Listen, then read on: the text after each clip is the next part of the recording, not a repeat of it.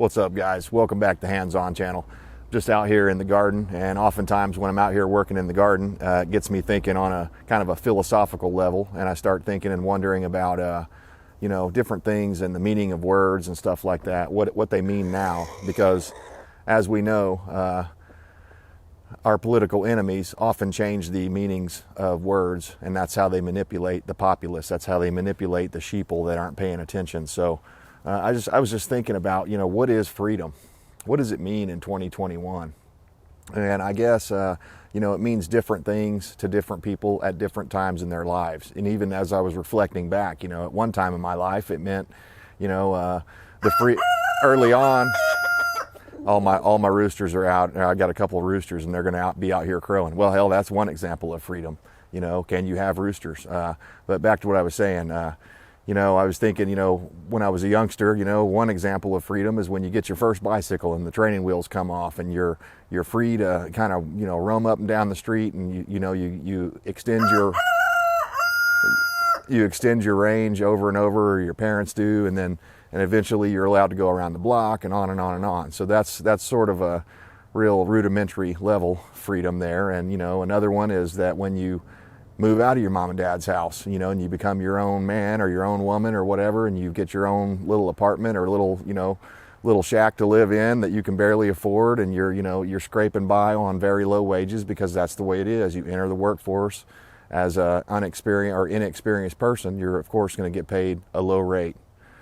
So, that's all to be expected, and a lot of us had to struggle through that back in the day. And of course, they're trying to change that to where everybody gets $15 an hour to start out with, which is going to be catastrophic for the economy. But anyways, we've already got enough of that going on, so I'm trying to stay on the topic of freedom here. What does it mean? To other people, maybe city dwellers, I don't really know, because as soon as I was able, at a young age, we moved out to the country. We bought our first house when I was 19 years old still. I was already married. We started our family young. I have no regrets about that. That was one of the best, if not the best decision I ever made, was finding a woman that, was independent, but wanted to be, wanted to strive towards a life of self-sustainability and self-reliance and stuff like that. And you have to kind of have a partner that's on the same page. So it's taken us years and years. I said I was married young at 18, and by 19 we owned our own home. And not, we didn't own it outright. We were making payments on our own home, but we did pay it off early. That was one of the things that we, as soon as we could afford to, when money started getting better and bills started being paid off and stuff like that, we were able to double up our efforts and pay off our first house. And that was a type of freedom, having the freedom of not having a mortgage over your head and owning the house that you live in. I mean, and that could be on the level, think smaller than that. Don't think you're going to do that right out of the gate, because it takes years and years. We still ended up paying on that house, like, I think 15 or 20 years, but it was a 30-year mortgage and we paid it off early. And so then we had basically 100% equity in that house when we sold it, and we sold it outright and took that money and put it toward this place we're living in now. So we've just kind of been moving up along the way, and it's taken years and years. We moved into this house back in 2007, 2008, sometime in that time frame. So we've been here for quite a while. We raised my daughter here and all that kind of stuff. It's been great because it's a couple of acres of land. I can plant everything I want to plant. I can have some livestock. I don't think the neighbors would like it too much if I had pigs or things like that out here. But, for basic stuff, I could have rabbits. I could have chicken. I do have chickens here. So some people may not like it, but, that's just tough. That's the way it is. They moved out to the country.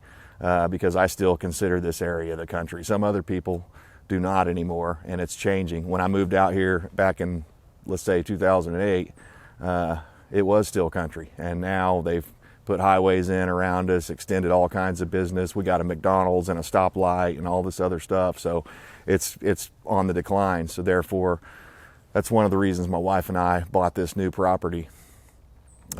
It's pretty rough right now. We're basically cleaning it up right now, but it's so that we can move out of here eventually, build a house over there, move out there, and have even more freedom than we have now. So it's not all about land ownership, because at the same time, the things that make you free also enslave you, because, think about it, your car, your house, your land, all of those things are going to require your work, your continual effort to maintain and, do oil changes, do the things you have to do, paint the house, different things depending on different conditions of your area and your home that you're in. And obviously having the most maintenance-free things and the most reliable vehicles and that kind of stuff is a big plus, because then you don't have to work on them as much, at least unexpectedly. So, again, levels of freedom is making that final payment on your car, or really, I advise you just to pay cash money for a used car. Don't go out and get a new car.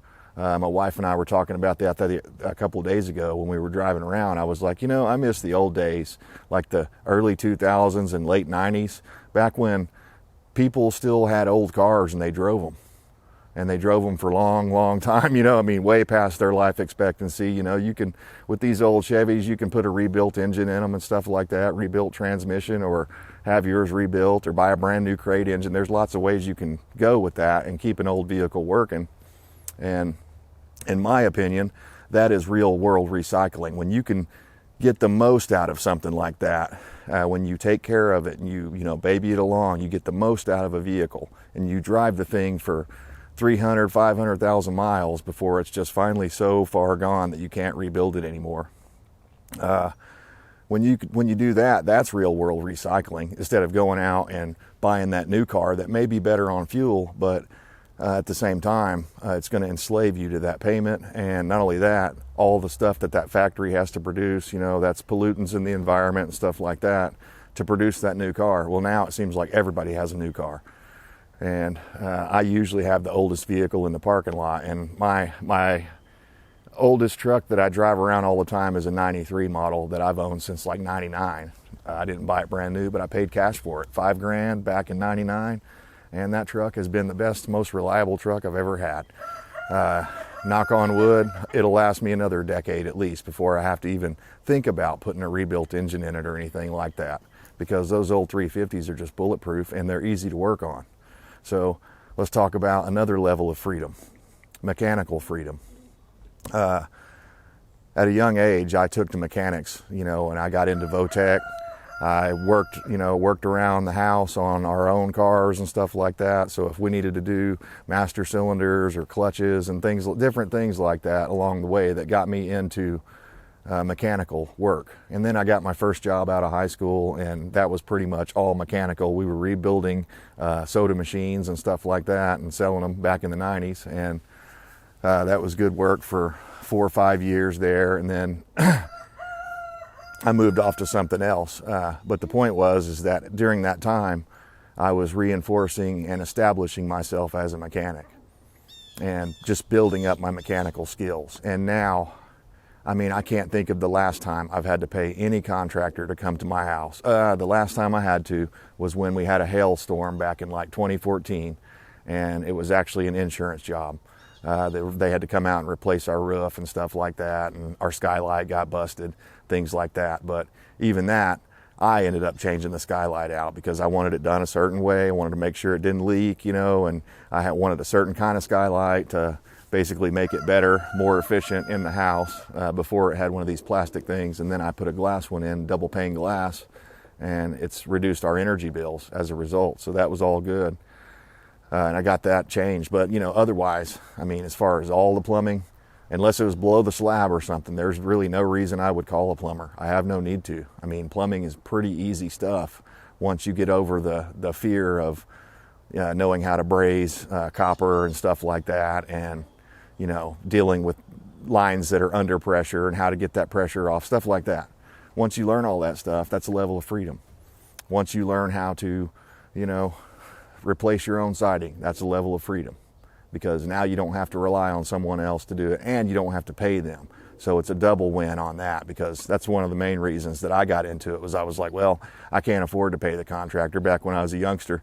So I had to learn to do it all. And it was pre-YouTube days. So it was much harder back then because you couldn't just go type in whatever job you were doing and get the results. You had to actually go to the library and, find some books, and the resources weren't as readily available as they are now. So anyways, there's all sorts of different levels of freedom. There's financial freedom, and I've yet to totally get to that point, but we're definitely freer than we were when we first got together, and we were both making like $6 an hour. So anyways, guys, let me know. I'm sure I missed some stuff. There's all sorts of different levels of freedom, and one of our goals on the channel here, and in my life mainly, is my wife and I plan to have as much freedom as we possibly can.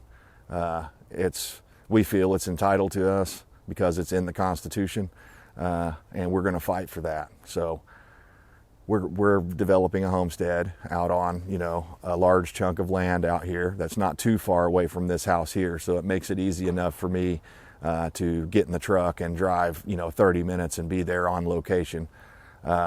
Much easier than what we were doing before. We were trying to develop a place out in the Rocky Mountains, but the problem with that was just logistics. It was taking too long. I couldn't get contractors to line up with my schedule, and on and on and on. So, and just the expense of traveling back and forth was getting to be quite a burden because it was dragging on. Things were dragging on a lot longer than we thought that they were going to. So anyways, long story short, once the COVID happened, we started realizing that the state we're currently in is quite a bit freer than the state where the house in the Rocky Mountains was, because we were just like, wait a second. We were watching what they were doing and how they were reacting and how they were shutting everything down and ordering mask mandates and such, and we ain't down for that. We're down for ultimate freedom. It's my choice, my body, my choice, as the liberals used to say. Whether I want to wear a mask or whether I want to get a vaccine or any of that sort of stuff. So I seek liberty. That's basically it. So we're going to develop this homestead, try to put up a small farm, have some livestock. I've got if you follow the channel, you've seen I've got the Mahindra tractor now, so that I can go out there, plow my fields, first off, just mow the fields and stuff like that and take care of it. And again, that's a way that, you could argue that I'm enslaving myself if you were opposed to going out there and doing that sort of thing, brush hogging your property and doing dirt work on your tractor and getting dirty and messing with animals and stuff like that. Some people would look at that as a type of slavery. I look at it as ultimate freedom. I look at it as the less dependent I can be on others, the more free I will be in the end. So anyways, guys, I don't want to ramble on too long here. I just wanted to get your gears turning. I look forward to seeing what your comments are on this, and let me know some different things, some different ideas of freedom that I skipped here. Because again, it's there's medical freedom. There's having livestock in your yard. Is that freedom? I don't know, but that's what it is to me, and that's what I seek here. So anyways, guys, I stand for liberty. I hope you do too. We'll see you next time.